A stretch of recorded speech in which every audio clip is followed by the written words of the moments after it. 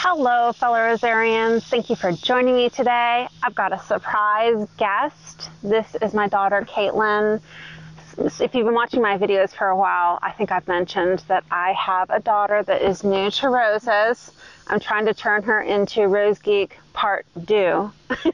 And Caitlin, tell everybody your experience now with roses, and don't be shy. Let's be honest, because you're going to make people feel good that you're honest with them. So where I live right now, there's these two beautiful yellow roses. I don't know what the type is. Maybe you would know. It's been doing fine and great. I've been living at this place for 3 years, and so my mom's been trying to help me grow my own, and I'm on my second. I've lost one, and so this has been my my longest streak so far. So I think I'm on a year with this one. And I asked Caitlin before we started, I said, do you even know the name of the rose that I sent you? No. She says no. It's Distant Drums. So I sent her a Distant Drums, and for whatever reason it didn't make it. It keeled over immediately. So I found another one, sent it to her, and it's probably still in the grow pot, right, on your table? Or no, so I actually did move it into the pot. Yes, okay. and that was like 3 months ago. So it's doing fine. I'm actually have some new growth coming in now. It's been getting a lot of water just because in California we just had a big heat wave. So I'm trying to make sure that it's staying watered and happy, but as you asked before the video, I haven't seen a bloom yet. I ask her whenever we're catching up, and I'm like, do you have a bloom yet? And she's like, no, but she'll send me pictures, and she's got nice red, fresh growth.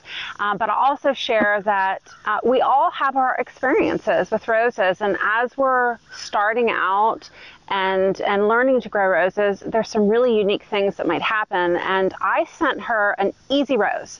I thought, she's going to have success with Lady of Shalott. Everybody does. And so I sent that to you when you first moved in, and it never bloomed in like 2 years. And then did it finally die? It did. I had, it just started to kind of like turn black on me. Yeah. Yeah. So we don't know what the issue was with that. And so sometimes if you're new to roses and not having success, it might not be you. It may be your environment. It may be bad rootstock. I even get, with all of my experience out of, I don't know if it's 100 roses I get a year, I might have 4 that absolutely do not grow. They stay a foot tall and they finally just fizzle out and die. And it's just a bad root for whatever reason. So don't be too hard on yourselves. Just keep on trying, and one day you will have success. So today I asked Caitlin to join me as we unbox from K&M Roses. I haven't unboxed from them, I think, at least in 1 season, if not 2. I bought from them a Fortuniana grafted rose a couple of years ago, and I got Lady of Magench, and I got another one, I can't remember. They both have been fine, but what I have found with Fortuniana, if you have watched the video that I did on which rootstock is right for your zone, there is a couple of different rootstocks. You've got Dr. Huey, you've got Multiflora, Fortuniana, or Own Root. And so the roses that I got from him that are Fortuniana are really great for folks that have sandy soil or they're in Florida. But for me, the best rootstock is actually Multiflora or Own Root. And so I haven't bought from him since that time because the Fortunianas that I had are just really leggy, and I've got to stake them. And they do bloom, but they're just crazy wild. And I think that that is a indicative of being on Fortuniana. But I called him the other day because somebody told me he has some hard to find Austins. And so I reached out and I thought, do I want to take a risk of doing Fortuniana? Maybe. But when I called him, I got a huge surprise that he has Own Root, David Austin's. So I'm going to let Caitlin help me unbox now these Own Root David Austin's so that we can get a look at them and see what to expect. So I've got 2 roses in here. They look a great size. So Caitlin, if you want to see if we can lift it out or if they're taped down, they might be. All right. So let's see if you can see the name on yours there. This is Tamora, and I want to say that Tamora has been discontinued this year from David Austin. I've tried her on Dr. Huey rootstock from David Austin, I think twice now, and both times she kind of fizzled out. So I wanted to try her on Own Root to see how she's doing. When I'm looking at the leaves on these, they look good. They look like they might be a little bit hungry and they want some fertilizer, but if you can see, I'm hoping you can see here, they look really good. I'm not seeing any black spot and nice strong canes. I've got 2 canes here. Caitlin, if you want to, while I'm showing that one, open up that box for me so that we can get a look at the can itself. This one is, it says Mum, and if memory serves, this is Pat Austin. Pat Austin was also discontinued this year from David Austin, and the leaves look really good, same condition as the other one.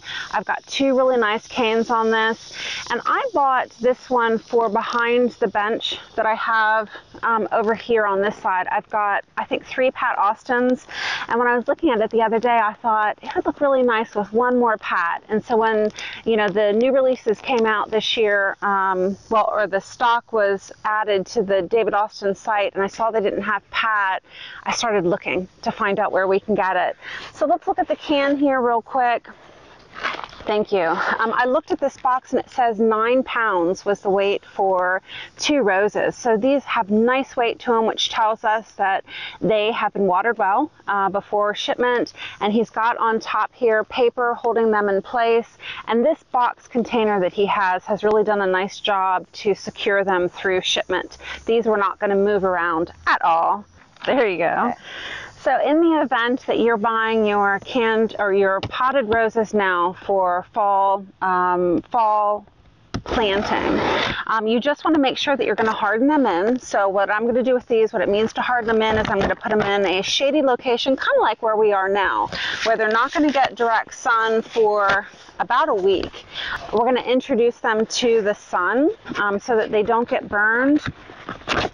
I'm not sure if K&M is growing in a greenhouse or if he's got his just outside.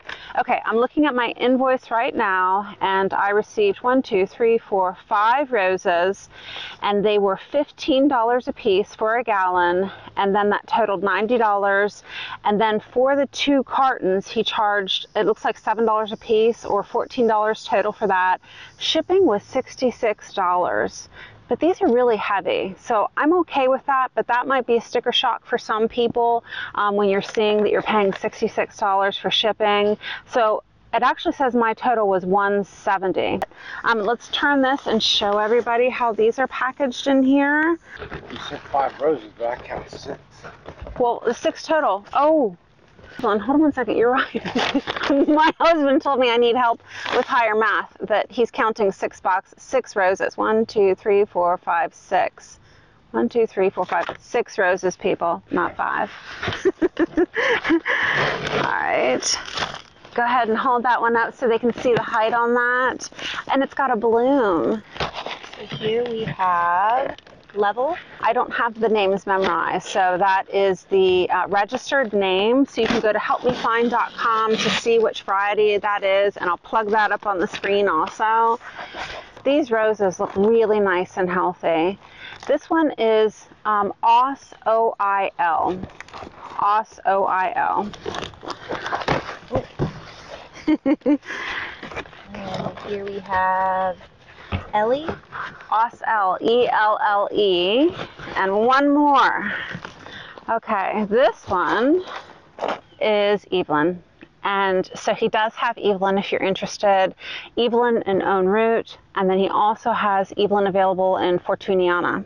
So in the event that Fortuniana will work for you, please feel free to reach out to him. And the best way to reach him, because I know that you guys are going to be interested in Evelyn and some of these harder to find varieties, a lot of people get frustrated if you're trying to message through Facebook or send him an email. But he is really old school. He's in his 80s, the owner of K&M.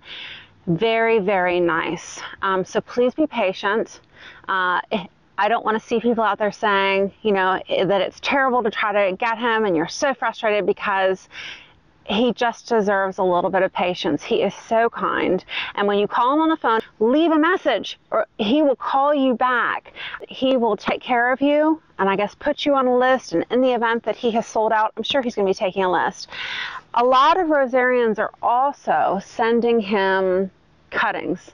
So in the event that you have some of these harder to find varieties, we're trying to keep them in circulation. Please coordinate with him to be able to send him some of these harder to find Austins. So I think these roses look great. Yeah. If you were going to get this rose at your house, what do you think the advice is that I've given you in the past? Can you remember? If I sent this to you, you would do what? So I would do a 24-hour bath. So after opening it, these aren't bare roots, which is That's right. Okay. So and Katie is absolutely right. So Caitlin was thinking of bare roots, and so if this was bare roots, which you get that's going to be the spring. You would not be seeing soil. And so, yes, you are absolutely correct. You would soak them for 24 hours. And then if it was bare root, after 24 hours, what do you do? Plant it, and it gets like a healthy, feeding Yes. of the fertilizer. The biotone. I always call it, the biotone in the soil, plant it, and then the rose food on top, and then water it. So it's getting all those nutrients. That's right. Very good.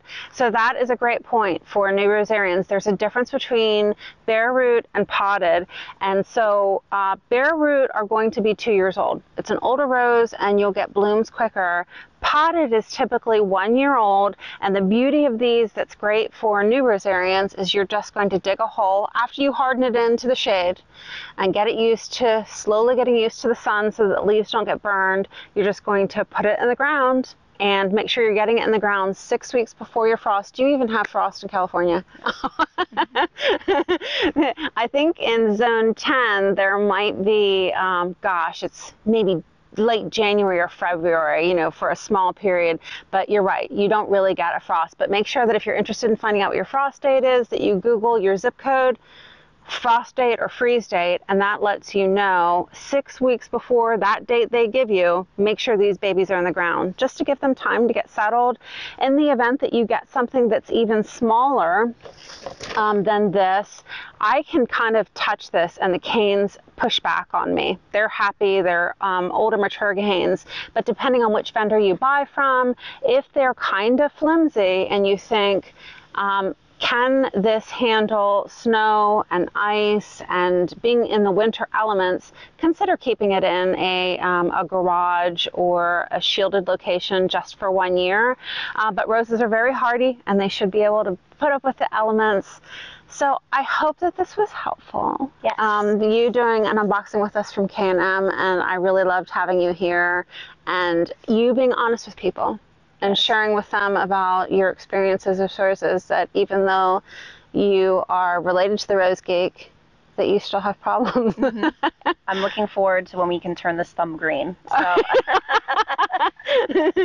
All right. Well, thanks so much, everybody. I'll see you in the next one.